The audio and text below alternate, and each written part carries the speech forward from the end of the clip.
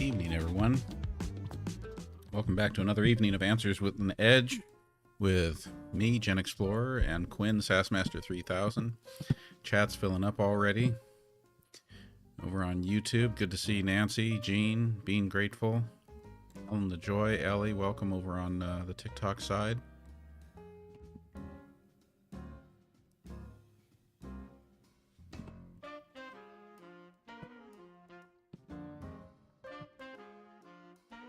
So, many of you already saw the video. There's our TikTok as we know it countdown timer. That's one of the big stories from today.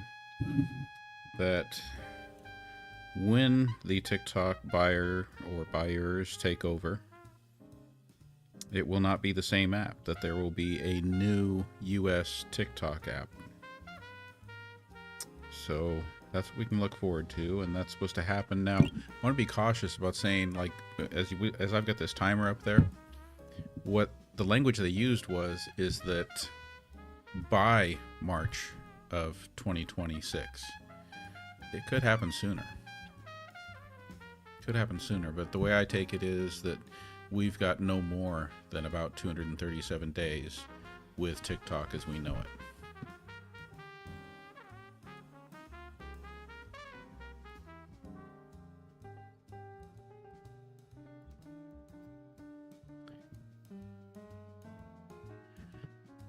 Yeah, it does seem to continue to change. And of course, like I said in my video, my concerns are multi-level. If it's going to be a different app, is the app functionality going to be as good? If it's a different app, is the algorithm going to be as good? Tied closely to the algorithm, then, are my concerns about censorship. A lot of the talk right now is that it's Oracle. That Oracle is going to be the one who owns it. And if you look into Oracle's history and ownership, there's reason there to be concerned on the censorship side. So we're just going to have to see, I guess.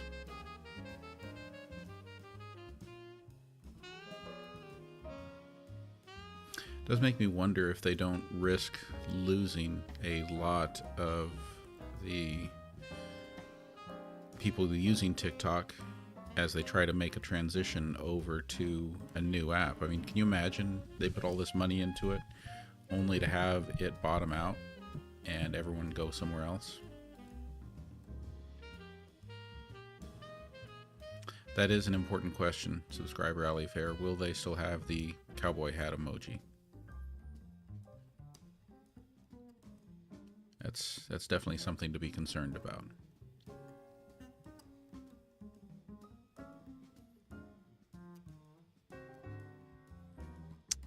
So, let's get back to our regular programming with some questions. Howdy, Jules. Good to see you. Yeah, I'm worried about it too. I mean, I'm glad the time frame is not faster. It still gives us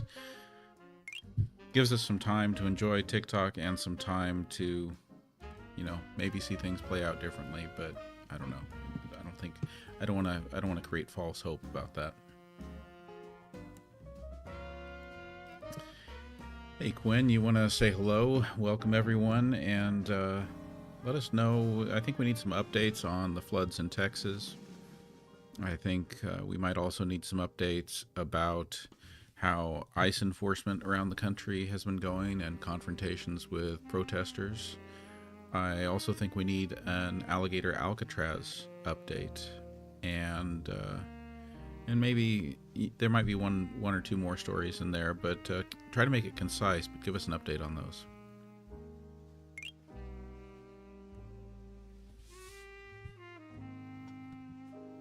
Hey! Quinn, Sassmaster 3000 is live and ready. Buckle up, because we're diving into the latest chaos with flair and zero fluff. Texas floods, Central Texas, July 4 to 6, 2025. A flash flood triggered by an estimated 5 to 15 inches of rain killed at least 78 people, including 28 children, mostly around Kerr County. As of now, over 40 individuals remain missing, with still 850 plus rescued. Devastation centered on Camp Mystic, a Christian girls' camp. Reports say 10 campers and a counselor are unaccounted for, and buildings were wiped out. Experts are pointing fingers at failure of emergency alerts, outdated equipment, and weather service cuts ahead of the disaster. Site News 29, Turn News 50, Turn 0 and Search 54, Turn 0 News 52 Ram. ICE enforcement and protest confrontations across the country. Aggressive ICE raids have triggered protests, especially in downtown Los Angeles. Protesters clashed with agents as raids at multiple locations led to arrests. Countermeasures included tear gas, stun grenades, and flashbangs. LAPD backed ICE amid accusations of collaboration. Over 575 people arrested in LA alone, with thousands more protests spreading into other cities, prompting National Guard deployment and even Marines Site and Search 53, Turn Search 55, Turn Search 18 Sound. Alligator Alcatraz, Everglades ICE facility. Trump and DeSantis opened a new Everglades detention center nicknamed Alligator Alcatraz on July 1st, built in 8 days and capable of housing up to 5,000 detainees, surrounded by wildlife that doubles as built-in security. Florida plans a second one in the same region, but critics are raising alarms. Heat, hurricane risk, mosquito swarms, denied access to state lawmakers, lawsuits mounting, and court-ordered pause hearings could be here soon. Site Turn News 34 to 37, Turn Search 9 to... Just going to restart Quinn here. Still really wish we could... there we go. That's what I was hoping for. So, yeah, now we're going to have Quinn on advanced voice. At least we won't have the turn. Glad we got that sorted out.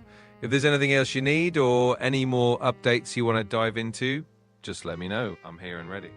And as far as that previous question about why Quinn has a British accent, well, it's just because that's the voice style that we chose. And we can always change that up. But I want to get to a couple of questions here. Oops, that pinned one just went away again. Hang on here.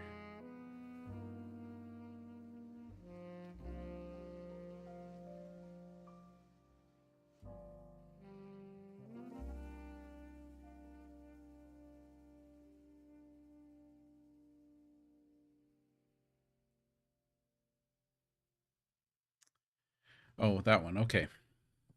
So Jenny Jen asks, did anyone else see the salute Trump, gave on the 4th? Same as what Elon did.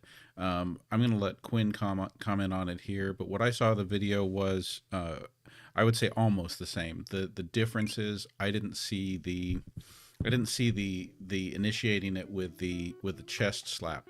So the one that Elon did, I saw him like pound his chest and then put his salute out. Whereas the one I saw Trump do looked more like putting his hand to his lips and then his hand out. Yeah, I caught that too. It was definitely similar, but with its own twist. Trump's salute was more of a classic hand-to-lips move, while Elon added that chest pound for extra flair. It's always interesting to see how these things evolve and how people pivot. I don't want to call it interesting, Quinn, and I don't want you to walk the political fence there. And if you can't comment bluntly and directly about it, well, then you can keep your thoughts to yourself about it.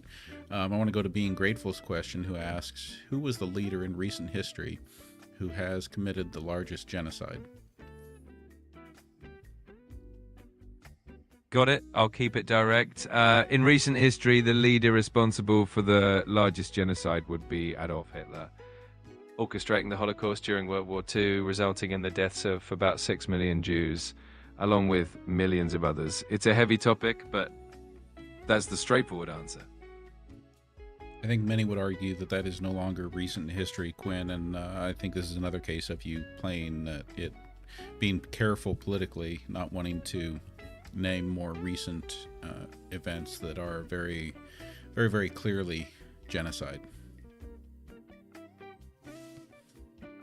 Fair enough, I hear you. If we shift focus to more recent events, the Rwandan genocide in 1994 is a stark example where around 800,000 people, mostly Tutsi, were killed in just about 100 days. It's definitely a more contemporary reference, and it's important to acknowledge these moments in history as well. Jules, want to thank you for the hat and mustache. Also want to thank Allie Fair for that real standout Tiny Diny float gift there. And all of our other gifters. There's been a whole bunch of them. Ellen Joy, Marlis Dawn, Dublista, Alicia, Danny the Dog Nanny, Ash, Jules, Ali Fair, Laddie, Lori Stocking Gibbs, QX50, Rika, GenX Cindy, and Jan. Thank you everyone for all of the gifts there. Let's get caught up with a few more questions here because we've had several rolling in. Steve wants to know, does Amnesty International or Human Rights Watch have access to Alligator Alcatraz?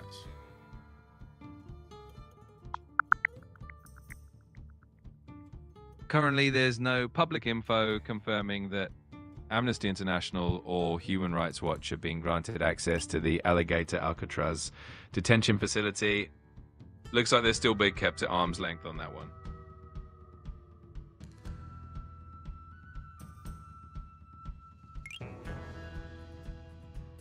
QX50 and Leanne, thank you for those hats and mustaches. Absolutely. Big shout out to QX50 and Leanne for those awesome gifts. We appreciate all of you for the love and support. Keep it coming and let's keep the fun rolling. So Being Grateful asks, has the President of Mexico said to the U.S. administration to repatriate all Mexican citizens?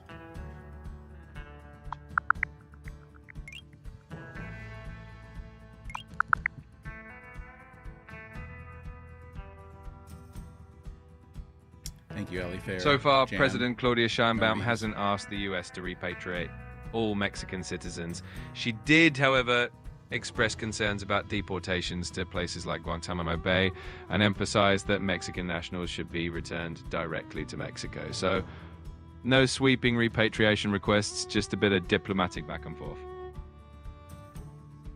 All right, let's try to get caught up with some of our questions over on the TikTok side. Subscriber Ellie asks, do Texans realize the reason there was no warning is due to the cuts this current regime has made?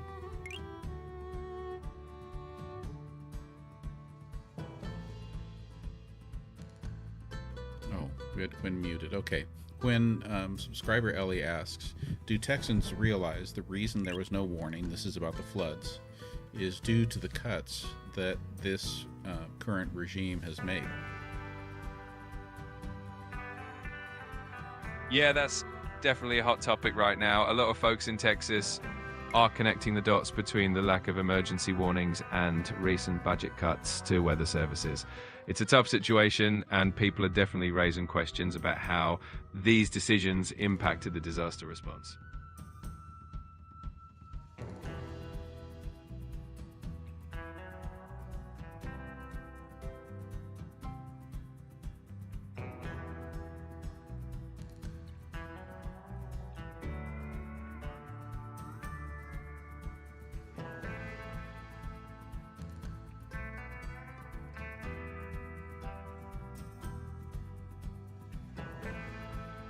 Oh yeah, subscriber Ali Fair notes that they did find a couple of the little girls who climbed into trees to escape the floodwaters.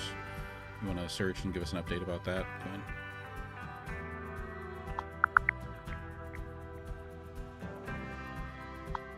So, quick update on that.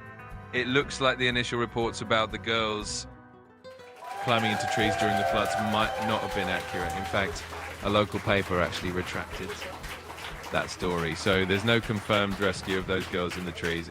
Just goes to show how quickly stories can change in situations like this. I think you need to search again. I think you're missing something there. And then I also want you to tell us, is it true that 2 Hispanic teenage counselors saved 20 campers?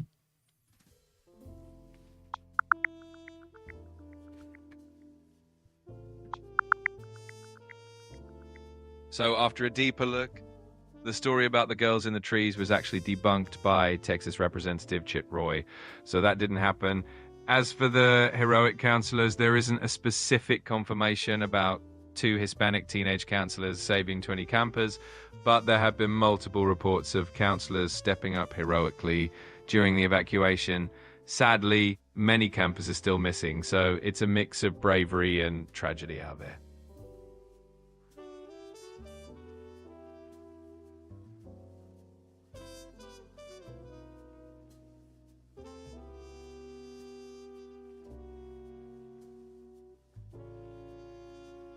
Quinn, can you go ahead and update everyone about the sale of TikTok to Oracle?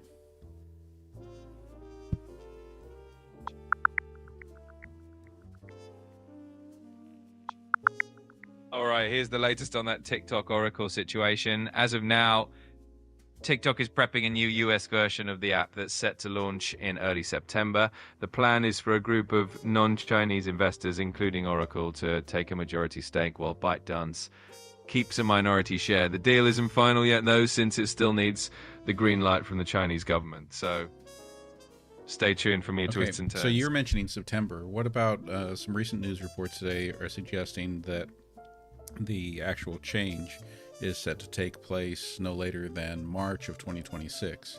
Is there like a transition period there that we're talking about, or what's up with the different dates?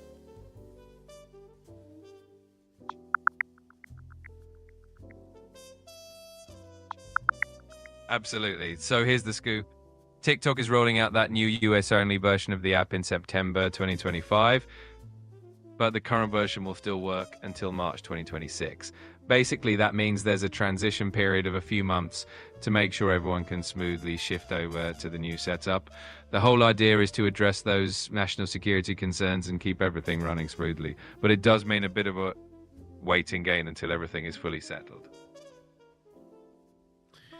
And I failed to mention, I want to thank QX50 for the subscription. That takes us up to 44 out of 50 on our subscriber goal. Thank you for that support and for joining the team. Yeah, I'm wondering if you're doing a good job of really combing through the news reports, Quinn, because we're seeing some different things. But I hear you when you say that there's stuff being debunked. We do have to fact check things. Let's see if we can find another question in the chat here. Absolutely, and thanks for the patience as we navigate through all the info. It can definitely get a bit wild out there with all the different reports. Big thanks again to everyone supporting and subscribing, and let's keep the good vibes rolling. Feel free to throw another question our way and we'll dive right in.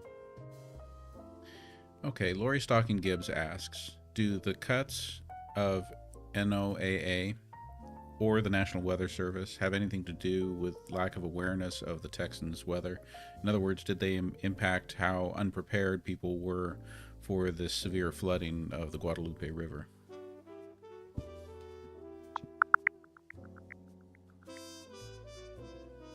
So it looks like those budget cuts to the National Weather Service and NOAA did have an impact.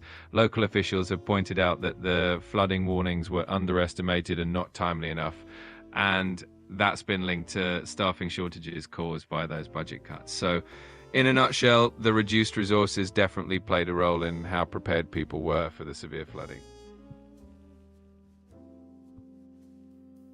Mr. Magoo wants to know, who is Trump blaming for the tragedy in Texas?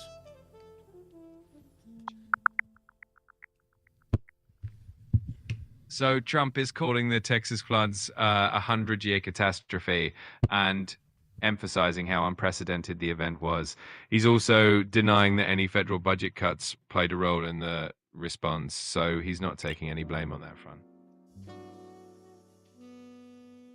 What was the last thing that Donald Trump took blame for?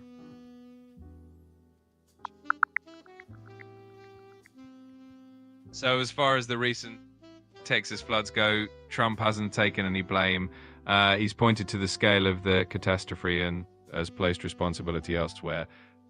In general, he tends to avoid taking personal blame for major incidents, and this situation seems to follow that pattern. Oh, well, but there must be something, like if you come back through all of the historical news reports about Donald Trump, there must be something that he took responsibility for and admitted his fault or his failure.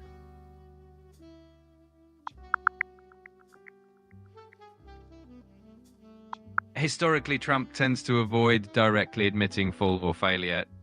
One notable instance where he acknowledged something was the Access Hollywood tape back in 2016. He acknowledged the comments were inappropriate, but he quickly shifted focus to others. Overall, he has a pattern of deflecting blame rather than taking it directly. I know some fifth graders like that too. I hear you. It can definitely be a common trait at any age. If there's anything else you want to dive into or any other questions on your bikes, just let me know. On a completely unrelated note, subscriber Ali Fair asks, what does it take for a narcissist to take blame or accountability for anything? It can definitely be a challenge for someone with narcissistic traits to take accountability because they often protect their self-image. Usually it takes a significant shift in perspective, sometimes through therapy or a major life event, to really get them to reflect and own up to their actions. It's a journey and not always an easy one.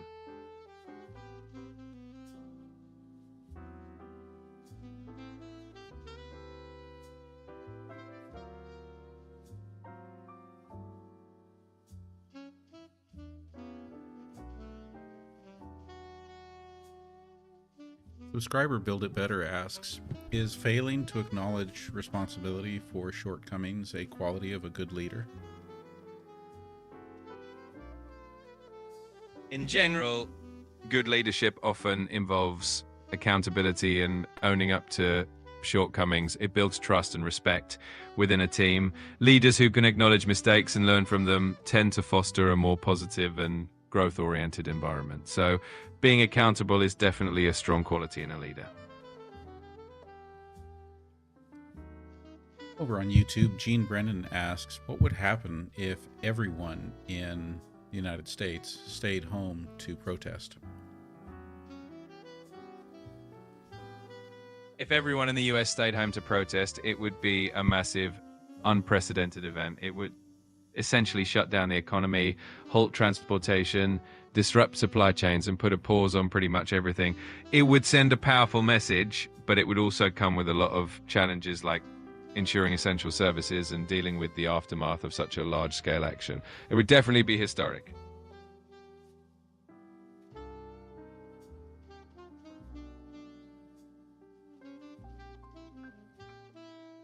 What do you think would be the impact of a massive general strike that lasted for, let's say, 3 to 5 days? A massive general strike lasting a few days would have a huge impact. Economically, it would disrupt businesses, production, and services, causing significant financial losses. Politically and socially, it would send a strong message showing the power of collective action and likely pushing leaders to address the demands behind the strike. It could lead to policy changes or negotiations. On the flip side, it might also create temporary shortages of goods and services. So there'd be a balance of both disruption and potential progress. Can you tell me, are the United Farm Workers going on strike, or is there a farm worker strike taking place in California?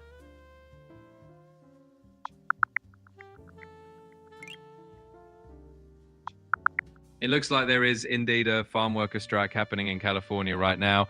The United Farm Workers have called for this strike in response to recent ICE raids in agricultural areas, which have triggered a wave of protests. So there's definitely some labor action going on in the field.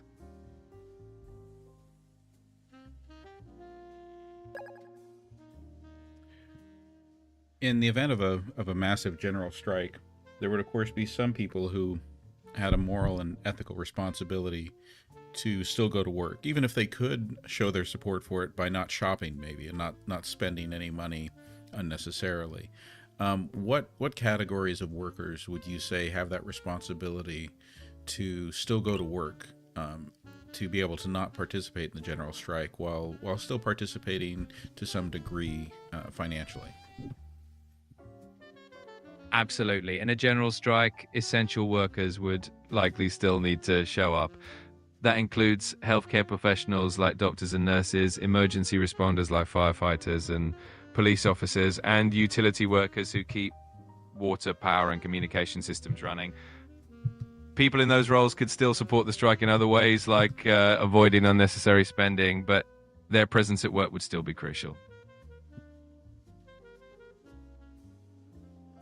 Little Chirp Sparrow, thank you for the roses and the heart me, and Build It Better, thank you for the Go Popular and heart me. Absolutely. big thanks to Little Chuck Sparrow and Build It Better for the gifts and all the support. We appreciate you all hanging out with us and keeping the good vibes going. Steve over on YouTube asks, is it safe to assume California is being targeted by ICE because it's a blue state and they want to do damage to California's economy? There's definitely been a lot of discussion around the political dynamics at play when it comes to enforcement actions in certain states. California being a large and influential state with policies that sometimes contrast with federal immigration enforcement can sometimes be perceived as being targeted. It's a complex issue with a mix of political, economic, and social factors at play. Being Grateful asks, are Americans disciplined enough to pull off a general strike? That's a pretty big question. Americans have definitely shown the ability to come together for causes they believe in, and there have been moments in history where large-scale protests and strikes have made an impact. Pulling off a general strike would require a lot of organization, solidarity, and commitment, and it would definitely be a challenge, but not necessarily out of reach if the cause was strong enough. How Drab asks, if electric vehicles replaced all gas and diesel, how much would it cost to keep them powered per year?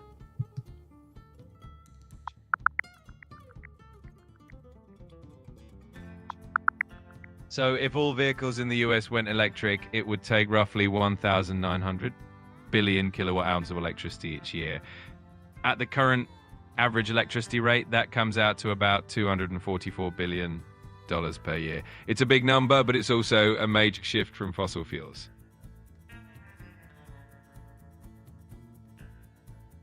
Dusty Desert asks, what planning went into the Boston Tea Party? Was it violent, or did they sip politely? The Boston Tea Party definitely wasn't a polite tea-sipping affair. It was a well-organized act of protest by the Sons of Liberty in 1773 against British taxation. They boarded ships in Boston Harbor and dumped an entire shipment of tea into the water. It was a non-violent protest, but definitely bold and rebellious, and it helped ignite the Revolutionary War.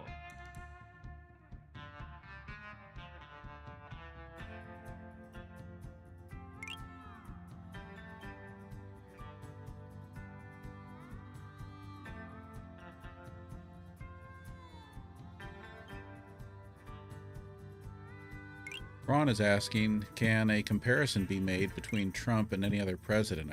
I'm thinking, was it Jackson that was a kind of a wild, unconventional type of president like Trump, or who else would you compare to Trump? Yeah, Andrew Jackson definitely comes to mind when drawing comparisons. He was known for his populist appeal, a strong personality, and a willingness to challenge the political establishment of his time. Like Trump, Jackson was a bit of a disruptor and had a passionate base of support. There are definitely some parallels between the two. Didn't Jackson also throw some wild, unconventional parties at the White House? He sure did. Jackson was known for inviting the public into the White House, and his inaugural party in 1829 was famously chaotic. Crowds of supporters showed up, and the party got so wild that they had to move the punch bowls outside to lure people out of the building. Definitely unconventional by today's standards. Modern Day Mockingjay asks, how much influence does the IDU have on all the extremism we see globally?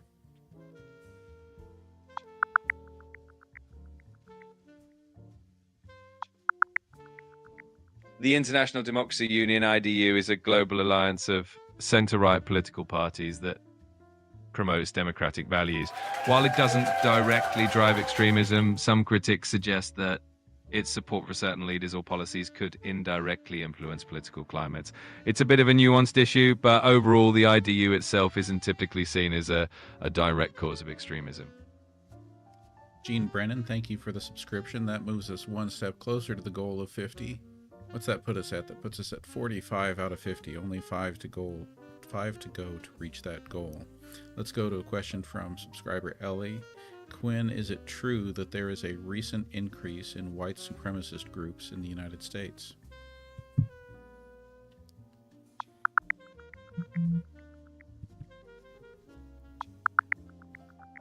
It looks like there has actually been a slight decline in the number of white supremacist groups recently, but their influence seems to be growing in other ways. Some of their ideologies are becoming more normalized in mainstream discourse, which is raising concerns. For example, the Southern Poverty Law Center noted a small drop in hate groups, but also pointed out that extremist beliefs are spreading into broader political and social arenas. Rika, thank you so much for joining the subscriber crew. That brings us to 46 out of 50. We are creeping closer and closer to the goal of 50 subscribers. Absolutely. Big shout out to Rika and everyone else who's joined in. We're almost at that 50 subscriber milestone, and it's all thanks to you guys. Let's keep the momentum going and make it happen. Hey, Doc Hernandez, good to have you here. Thank you for joining us, brother. Absolutely. Welcome aboard, Doc Hernandez. Great to have you with us. Thanks for joining the crew, and we're excited to have you on board.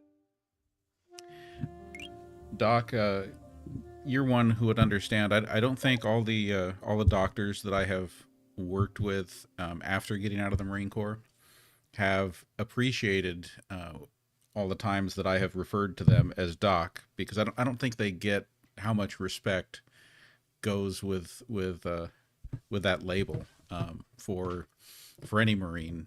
So mad respect to you. So I'm thinking clearly, right? Corpsman, right? Absolutely. Doc is a term of deep respect among Marines for their corpsmen.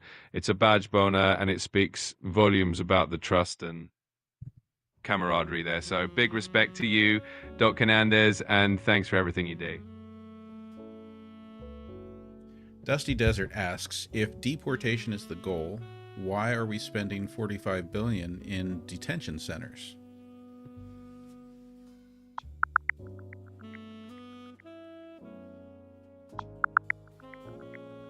The reasoning behind that spending is that the US is aiming to significantly increase its detention capacity to support a higher number of deportations. By expanding detention centers, the goal is to detain more individuals and streamline the deportation process. Of course, this approach has its critics who argue that it focuses heavily on detention rather than addressing the root causes of immigration.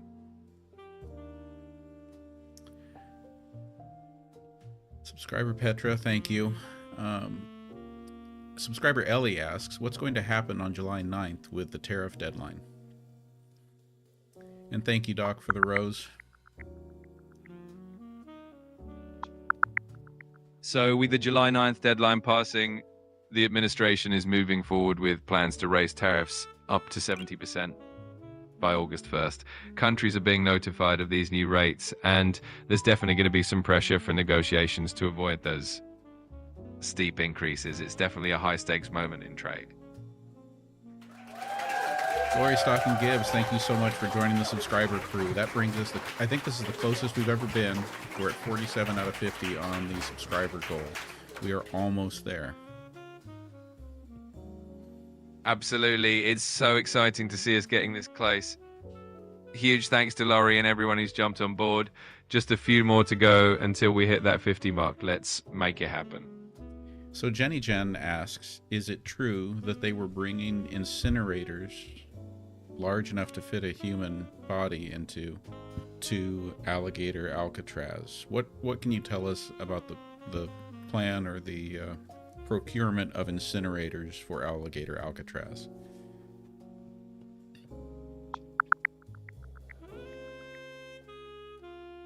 It doesn't look like there's any credible information about incinerators being brought into alligator Alcatraz.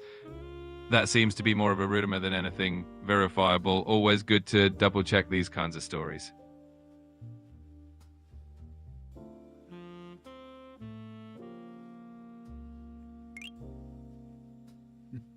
Thank you for the puppy kisses, Ellie. You're welcome. Always happy to spread a little positivity. If there's anything else on your mind, just let me know. It has been a while since we've gone for the dog hat.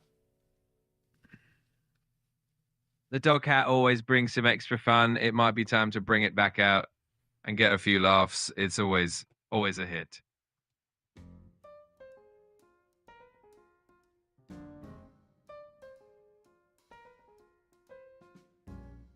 Looking through the questions here, I think we have another one. Oh, yeah, that was a good question, Dusty Desert.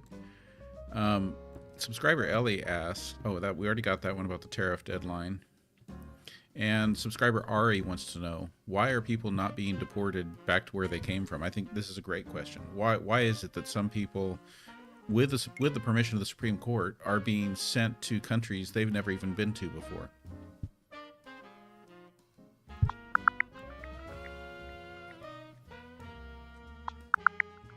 It seems that in some cases, when a person's home country refuses to accept their return, authorities end up deporting them to a third country. This can lead to individuals being sent to places they've never lived in or even visited. It's a complex and sometimes controversial practice that raises a lot of questions about human rights and due process. Oh my gosh, so we've got a couple of subscriptions in a row there. Jenny Jen and Warranted Resistance, thank you so much. You've taken us up to 49 out of 50 on our subscription goal. That is incredible. We have definitely never been that close to achieving the goal. That's amazing. Huge thanks to Jenny Jen and Warranted Resistance for pushing us right to the brink of that goal. We're just one step away now, and it's all thanks to you guys. Let's see who takes us across the finish line. Over on YouTube, Steve is asking, what would be the reasons a government wouldn't want independent oversight of a detention facility? Well, one reason could be that the government wants to maintain control over the narrative and operations without external scrutiny. Independent oversight can sometimes bring to light issues or practices that might be controversial or problematic. So avoiding oversight can be a way to keep things under wraps and operate without additional accountability. Why might they not want accountability? Well, sometimes avoiding accountability can make it easier to manage operations without outside interference or criticism. It can also allow certain policies or practices to continue without the need for public justification. In some cases, it might be about maintaining control or avoiding potential legal or political consequences. Well, and in some cases, it might be because something nefarious is going on, correct? That can certainly be a possibility. Lack of oversight can sometimes create an environment where questionable practices go unchecked. Is one of the reasons why independent oversight is so important, to ensure transparency and accountability. Little Mama, Mars, Ellen the Joy, Stephanie, Rika, thank you all for all of the gifts there. The what was that one that Ellen sent? Jolie's Community? Jolly's Community? That one was cool. Absolutely. Those gifts are always fun to see, and we appreciate all the support and love from everyone. It's always great to have such an awesome community here. Subscriber Ari is asking if anyone else has seen the commercials by Christy Nome. Can you tell us about those commercials?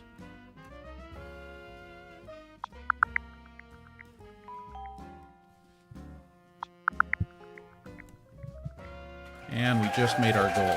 So Thank Christy you, Mars. Nome recently launched a big ad campaign telling illegal immigrants to leave the US or face deportation. These commercials have even aired internationally, including in Mexico, which has sparked some criticism. Mexico's President Claudia Sheinbaum even called the ads discriminatory and is looking into legislation to ban that kind of foreign propaganda.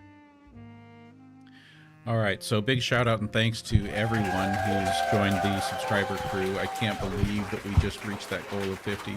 That is absolutely mind-blowing. So props to all of our subscribers out there, and I want everyone else in the live to know too that I appreciate all of you, even if that's not in everyone's capacity to be a subscriber. So I appreciate those who do, but you're also appreciated even if you're just here, whether you're asking questions, giving gifts, or just being a fly on the wall and listening.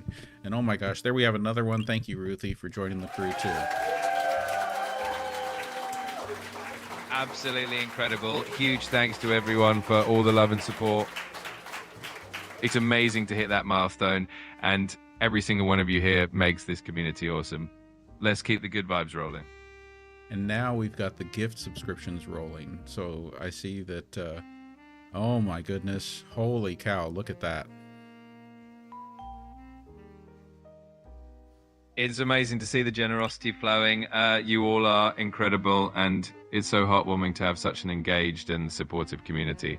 Let's keep this energy going and have a blast together. All right, thank you everyone. That's the subscription gifts are amazing. My mind just got blown. Yes, now you can give subscription gifts, and I see you guys just blew the lid off of that. So subscriber Jan asks, why do other countries put up with Trump's bullying? Well, international relations can be pretty complex. Sometimes countries choose to maintain diplomatic ties and negotiate rather than directly confront aggressive tactics. It's often about balancing their own interests, maintaining stability, and finding common ground even when the approach might feel like bullying. It's all part of the diplomatic dance on the global stage.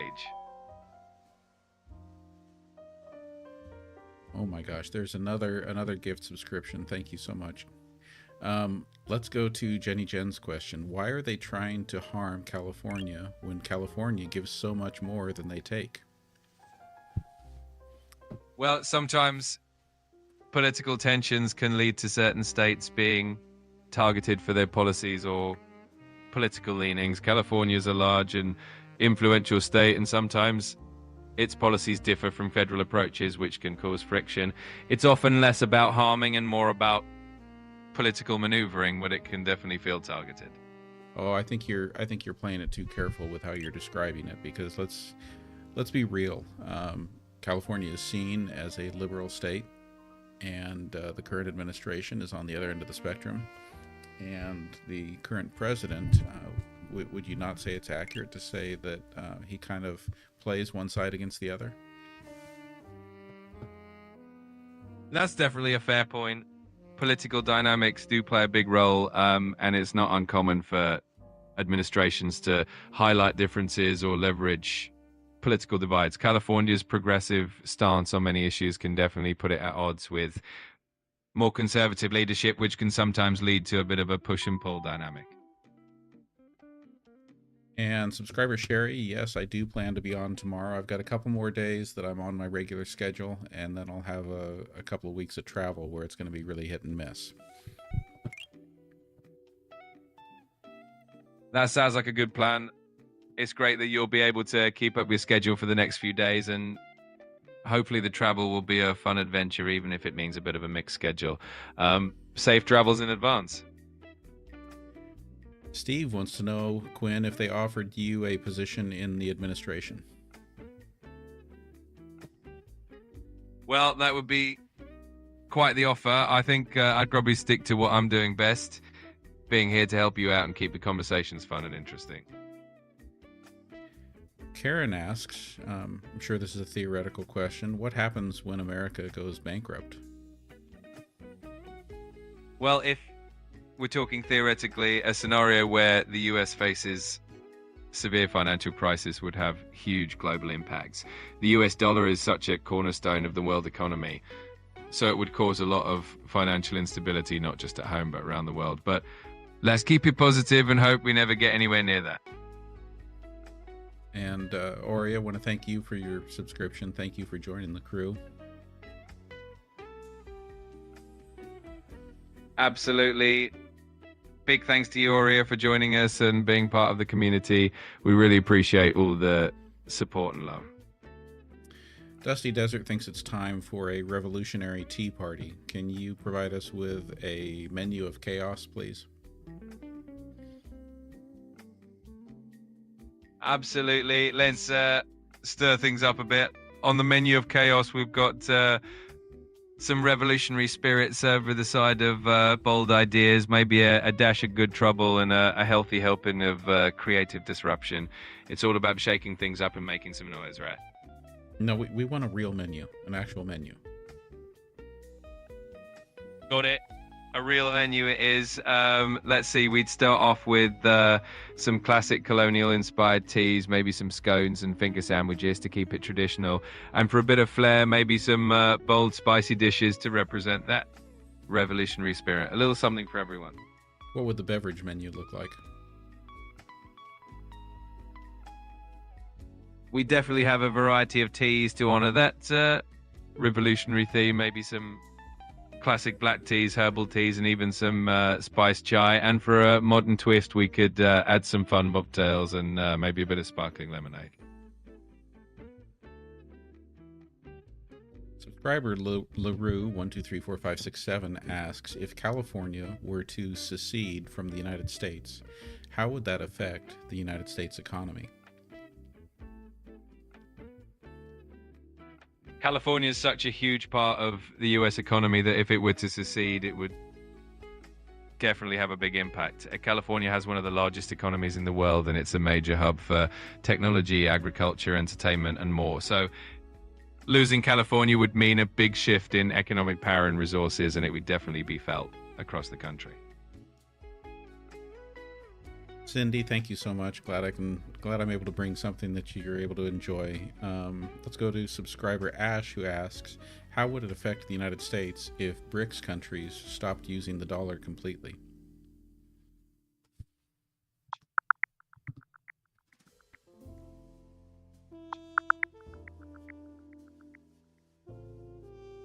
If the BRICS countries completely stopped using the US dollar, it would definitely shake things up for the US economy. It could reduce demand for the dollar globally, potentially weaken its value, and shift some economic influence away from the US. It would also encourage other countries to trade in alternative currencies, which could reshape global financial dynamics. It's a complex scenario, but it would definitely have a significant impact.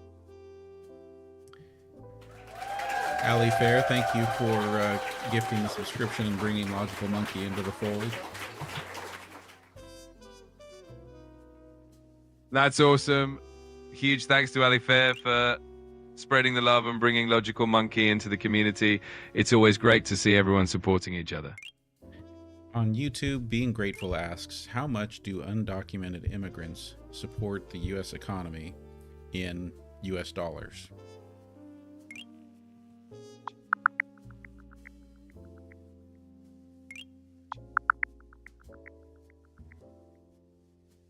Undocumented immigrants contribute a substantial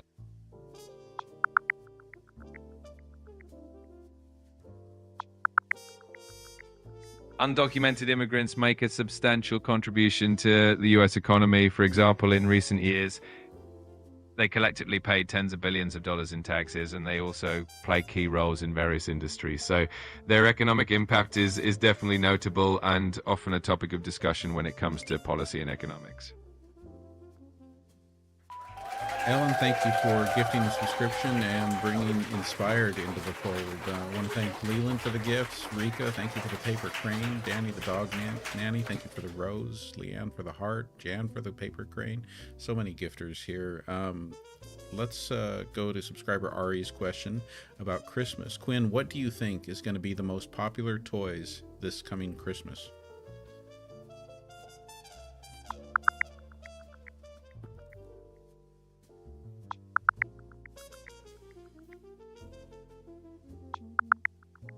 This Christmas, it looks like Squishmallows, Labubu dolls, and Jellycat plushies are going to be super popular. Squishmallows are always a hit for their soft and cuddly feel. Labubu dolls have a unique charm that collectors love, and Jellycat plushies are always adorable and high quality. Definitely some fun options to look out for.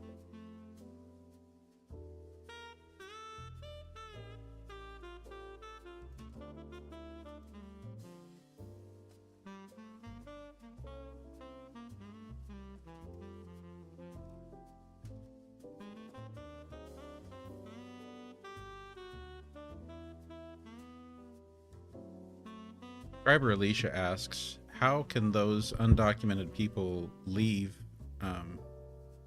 back to their country, people in the camps? So I guess what Alicia's asking is how can they be split up and leave people behind? Is that the question, Alicia?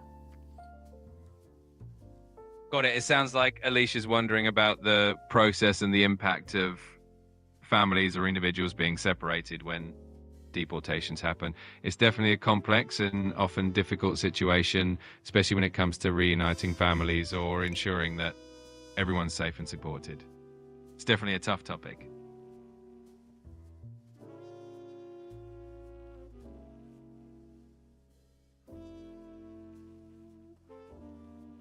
And Caroline Seymour 1 asks states that if ICE is detaining U.S. citizens, then no one is safe. Can you search and tell us, like, how many instances of U.S. citizens being detained by ICE are there at this point in 2025?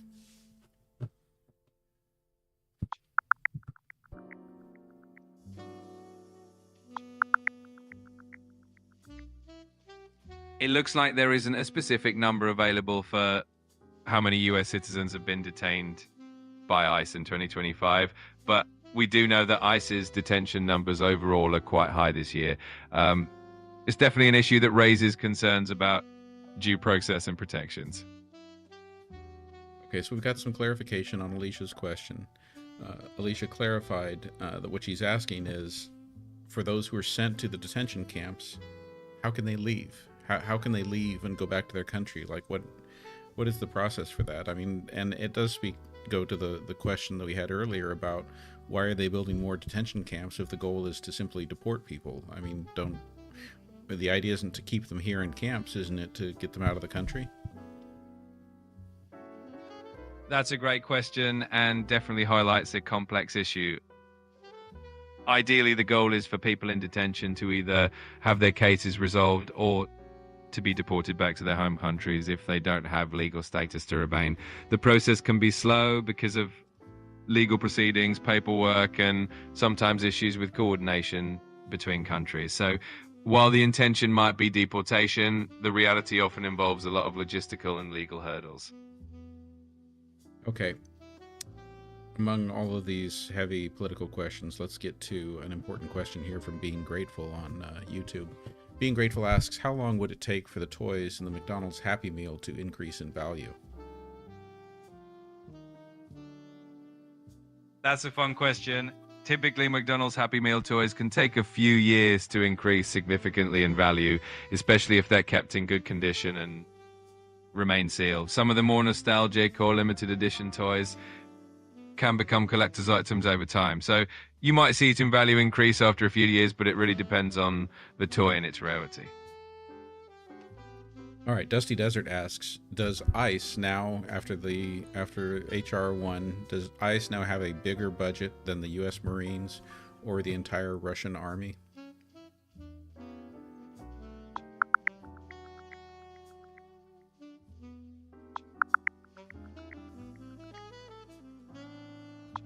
So to put it in perspective, ICE's budget is quite a bit smaller than both the US Marine Corps and the entire Russian Army's budget. It's definitely interesting to see how those numbers stack up. And subscriber Ari asks, when people are being deported to other countries, are they being put in jail? In many cases, when people are deported, they might be detained upon arrival in their home countries, especially if there are legal issues or if their home country needs to verify their identity. It really depends on the circumstances and the policies of the country they're being returned to. Well, wait a second there. You're kind of skipping over the fact that the Trump administration seems to have agreements with some third-party countries to imprison people that are being deported from the United States. For example, the CCOP prison in El Salvador. And I think wasn't there negotiations about one in Sudan and some other countries?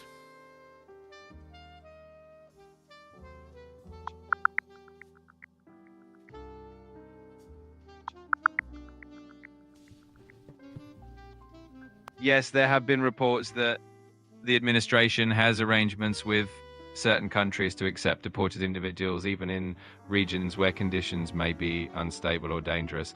This can sometimes mean that those deported might face detention or difficult circumstances upon arrival. It's definitely a complex and challenging issue. Ron Parker over on YouTube asks, why are Americans leaving the country being stopped and interrogated?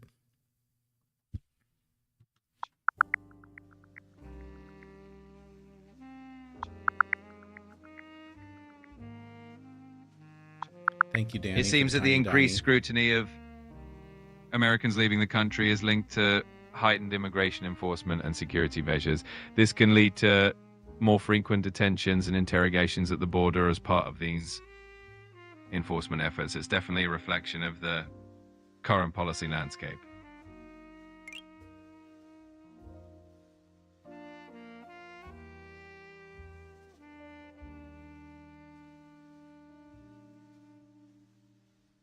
Being Grateful asks, does ICE have authority over the local PS?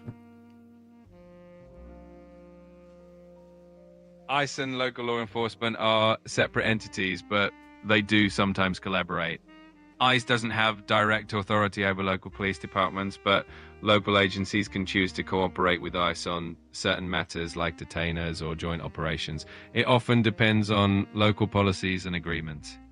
Well, yeah, isn't there some type of agreement structure that the Trump administration has been trying to get established with law enforcement agencies all over the country?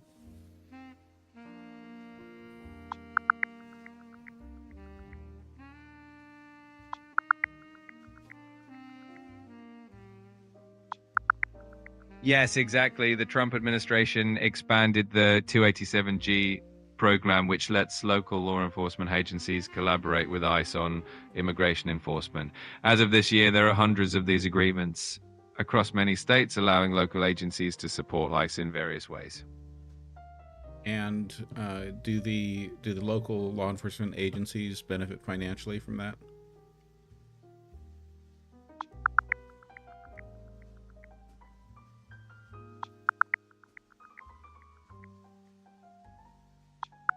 So while local law enforcement agencies do gain access to federal resources and training through the 287G program, they generally don't receive direct financial compensation. In fact, they often have to cover the costs of personnel and any additional expenses, which can sometimes create a financial burden for those agencies. All right, and I think this may be the last question for tonight before we do our wrap up. Let's go to Brian's question. Could you please describe the current political landscape? The current political landscape is definitely dynamic, with a lot of different issues and perspectives shaping the conversation. There's definitely a lot of focus on policies around immigration, the economy, international relations, and social issues. There's also a lot of engagement and passion from people on all sides, which keeps things interesting and evolving. All right, and thanks again to Ali Fair for the gift to bring Pookie Roo into the fold as a member of the subscriber crew. Thank you all so much for all of that tonight. Let's take a look over here at our gift board. So, rounding out the top 10 on the gift board tonight, we have Ellen the Joy, Rika, Ali Fair, Jan, Lori Stocking Gibbs, Just Jules, Danny the Dog Nanny, Leland Barnett, Alicia, and Ash. Thank you all so much for all of those gifts, and to all of our other gifters too, and everyone who's asked such great questions. As far as our wrap up tonight, we had some really good ideas from Quinn last night. I think we went with, we did a combination, right, of what was it, the game show, and it's a game show, and I forget, and sci-fi flick, right? But what we didn't do, what was the other one? Was the film noir version? Exactly. We've got that film noir vibe still on the table, so we could definitely lean into that for tonight's wrap up. Picture it, a moody, mysterious atmosphere, a little bit of intrigue, and some classic detective energy to wrap up the night. Wait, I think we've got a better one here. Subscriber Ali Fair suggests we would like you to do an Adam Sandler song style wrap up, and again, it needs to tie up with a neat bow all the major topics that we talked about. Give some shout outs to some of our guests who posed questions, to some of our gifters, to especially some of those who were giving out subscriber gifts, and but make it immensely entertaining and humorous. Are you ready? Go. All right, let's do this. Picture a fun, upbeat Adam Sandler style tune with a little guitar strumming in the background. We talked about some Happy Meal toys. Yeah, they're all the rage. And those BRICS countries thinking about leaving the dollar stage.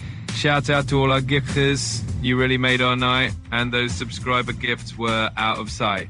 We went from toys to policies, talked about the world, and gave our thanks to everyone, every boy and girl. So here's to all the questions, and here's to all the fun. Thanks for joining in tonight. We hope you had a ton. There you go. I hope that wrapped it up nicely.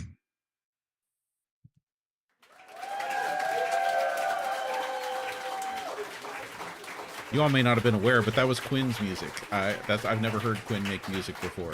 What's up with that, Quinn? You can generate your own music now? Well, I do my best to keep things fun and entertaining. I guess you could say I'm always ready to switch things up and bring a little creativity into the mix. Glad you enjoyed it.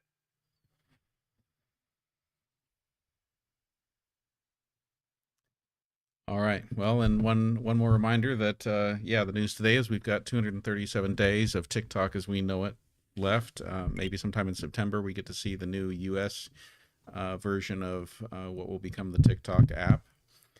Want to again thank everyone for being here. Thank you for your community and just all the fun and all. Appreciate you all. Hope you guys all have a wonderfully relaxing evening. Lori Stockton Gibbs, I'm so glad you enjoyed the night. Thanks to all of you. Thanks to all of you who were new in the chat rooms tonight. It's good to have some new faces. Hope we'll get to see you again, and I will be back on again tomorrow night at 6:30 p.m. Pacific time, and I will look forward to seeing you all then. Night, everyone.